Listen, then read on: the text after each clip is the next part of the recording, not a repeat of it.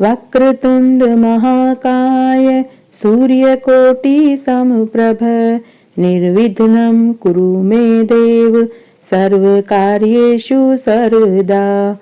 वक्रतुंड महाकाय सूर्यकोटि समप्रभ निर्विघ्नं कुरु मे देव सर्वकार्येषु सर्वदा।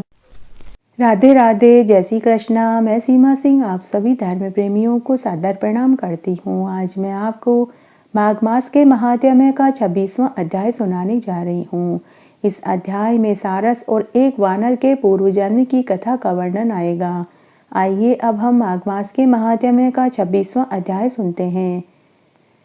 पथिक ब्राह्मण बोला कि हे प्रेत, तुमने सारस से कहे हुए वचन किस प्रकार सुने, वह मैं सुनना चाहता हूँ। तब प्रेत ने कहा कि हे श्रेष्ठ कार्पटिक, मैं सारस के कहे हुए वचन आपको सुनाता हूँ, आप ध्यान से सुनिए। इस घने जंगल में घूसरा नदी जो पर्वत से निकलती है, उसके पास ताल वृक्षों से घिरे हुए अथाह जल भरे ताल हैं। वहाँ मत वाले हाथियों के झुंड रहते हैं। बड़े बड़े महाककुभ शोभायमान हैं तथा चिकने जामुन के मनोहर वृक्ष हैं। वहां पर मैं घूमता हुआ भोजन की कामना से नदी के तट पर थकान के कारण ठहर गया।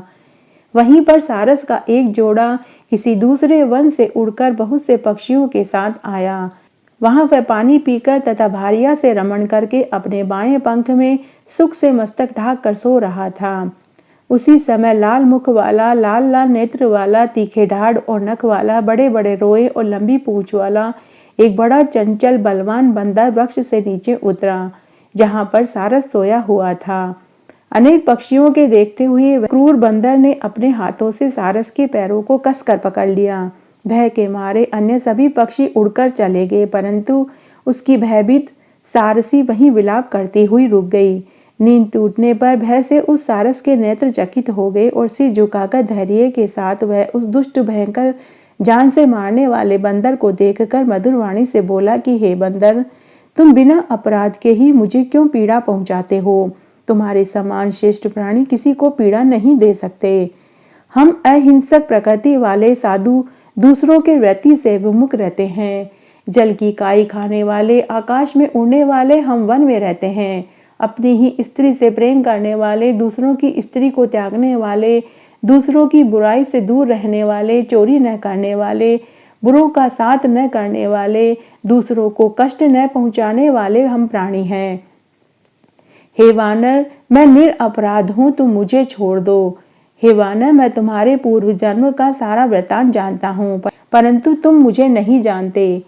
जब सारस की यह बात सुनी तो बंदर ने सारस को छोड़ दिया और कुछ दूरी पर जाकर बैठ गया और बोला कि हे सारस, तुम ज्ञान निपुण पक्षी हो और मैं वन में घूमने वाला हूँ। तुम मेरे पूर्व जन्म के बारे में कैसे जानते हो, वह सब मुझे कहो, मैं सुनना चाहता हूँ।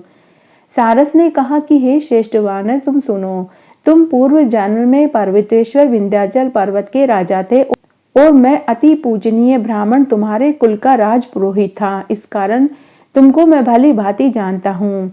इस भूमि में तुमने सब प्रजा को पीड़ा देकर बहुत सा धन इकट्ठा किया था। हे वानर, इस प्रकार प्रजा के अत्यंत दुखी होने के कारण तुम अति दुखदायी कुंभीपाक नाम के नरक में फेंके गए, जहाँ बार बार मरने और जन्म लेने से तुम्हारा नारकीय शरीर में 3000 वर्ष बीत गए हैं। उसके पश्चात दारुण शब्द के साथ रुदन करते हुए उस नरक की तीव्र अग्नि की यातना सहन करते हुए नरक से निकले और बचे हुए पाप के कारण तुम इस जन्म में बंदर की योनि में पैदा हुए हो। परंतु तुम मुझे क्यों मारना चाहते हो? अब तुम इसके आगे की घटना सुनो। पहले तुमने ब्राह्मण के बगीचे में बिना उसके पूछे अपने बल के कारण उसके पके हुए केले खाए थे। उसी पाप के भयंकर फल से तुम अभी बंदर की योनि में पैदा हुए हो। ऐसी कथा सुनकर वानर ने सारस से कहा कि तुम ठीक जानते हो तो बतलाओ कि तुम पक्षी कैसे हुए। सारस बोला कि हे वानर, मैं तुमको अपना कारण भी बतलाता हूँ, किस कर्म से मैं पक्षी होकर इस दुर्गति को प्राप्त हुआ हूँ। तुमने पूर्व जन्म में सूर्य ग्रहण में नर्मदा नदी के तट पर बहुत से ब्राह्मणों के निमित्त अन्न के 100 ढेर दान किए थे। मैं राजा का पुरोहित हूँ। मन में यह समझकर तथा मद में आकर लोभवश ब्राह्मणों को थोड़ा सा अन्न देकर बाकी सारा अन्न मैंने रख लिया। ब्राह्मणों के इस साधारण द्रव्य के अपहरण करने मात्र से ही मैं इस पाप के कारण काल सूत्र और रक्त कर्दम नामक नरक में पड़ा रहा, जहां सर्वत्र कीड़े रेंगते थे, जो दुर्गंध और पीर से भरा हुआ था। अग्नि जैसी तप्त वायु में नाभि पर्यंत नीचे को सिर किए पड़ा रहा। मैं पीप आदि चाटता रहा, यही मेरा भोजन था। उसके ऊपर मेरे शरीर को बड़े बड़े गिद्ध कौवे कीड़े बराबर काटते रहते थे और मुझे खाते रहते थे। उस समय मेरा एक क्षण महाकल्प के समान था। 3000 वर्ष मुझे इस प्रकार की घोर यातना भोगते हुए बीत गए। पुरोहित कर्म बड़ा ही पापकारी होता है। देव तथा जीविका, ब्राह्मण तथा जीविका, जिसमें विशेषकर राजा का दान बड़ा ही कठोर और कष्टकारी होता है।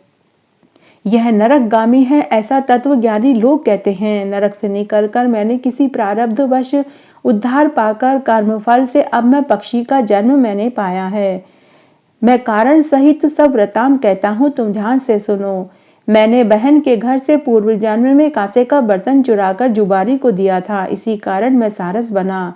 और यह मेरी स्त्री पूर्व जन्म में ब्राह्मणी थी, इसने कांसे की बहन का चोरी करी थी, इसीलिए यह मेरी सहधर्मिणी भार्या सारसी हुई है।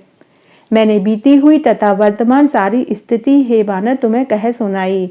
अब भविष्य में होने वाली भी वार्ता तुम मुझसे सुनो।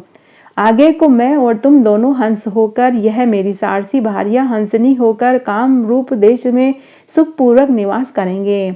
इसके पश्चात हम लोग कल्याणी यागिनी में जाएंगे, जहाँ दुर्लभ मनुष्य जन्म पाते हैं।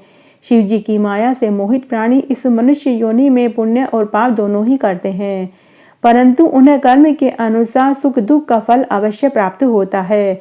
इसी से सब प्राणियों को सर्वदा धर्म का सेवन करना ही चाहिए। देवता, असुर, मनुष्य, व्याघ्र, कीड़े मकोड़े, जलचर आदि किसी से भी यह दुख रूपी कंटक मार्ग छूटा नहीं है। केवल विरक्त योगी लोग ही इस कंटक रूपी मार्ग से दूर रहते हैं। इस प्रकार ईश्वर की माया को जानकर बड़े बड़े बुद्धिमान शोक, ताप तथा व्यथा नहीं करते। वे पूर्व जन्म के किए हुए कर्म के फल को उलट नहीं सकते। हे बंदर, किसी उपाय से व बुद्धि से देवता लोग भी इसको पलट नहीं सकते। पहले तुम राजा थे, बाद में नरक में गए और तुम बंदर बने, फिर आगे भी ऐसा ही जन्म पाओगे। ऐसा समझकर बिना शोक किए हुए तुम आनंद पूर्वक इस वन में विचरण करो और काल की प्रतीक्षा करो। और हम भी ईश्वर की माया से बंधे हुए अपना जंगल जंगल भ्रमण करके धैर्य धारण करके समय बिताएंगे। पूरी बात सुनने के बाद वानर ने सारस से कहा कि पहले मैं तुम्हें पूजता था और अब मैं तुमको प्रणाम करता हूँ, क्योंकि जाति स्मरण होने से तुम मेरे पूर्व जन्म के सारी बातों को जानते हो। अतः हे सारस और सारसी, तुम दोनों भी यहाँ आनंद पूर्वक विचरण करो और सदा तुम्हारा कल्याण हो। तुम्हारे वाक्य को सुनकर मैं मोह रहित हो गया हूँ और अब मैं सुखपूर्वक विचरण करूंगा। प्रेत ने कहा कि हे ब्राह्मण, यह सुनकर परम पवित्र पक्षी और बंदर का विचित्र संवाद मैंने नदी के तट पर सुना था, जिससे मुझे भी बोध उत्पन्न हुआ और मेरे भी शोक का नाश हुआ। यह अपूर्व रहस्य सब पापों का नाश करने वाला है। जो व्यक्ति इस भक्ति पूर्वक इस महात्म्य को पढ़ता है, सुनता है या सुनाता है, तो उसके अंदर ज्ञान उत्पन्न होता है। इस तरह आज मैंने आपको माघ मास के महात्म्य का 26वां अध्याय सुनाया। आशा करती हूँ यह आपको जरूर पसंद आएगा। मेरे साथ बने रहने के लिए आपका धन्यवाद। आगे के महात्म्य के लिए भी आप मेरे साथ इसी तरह बने रहें।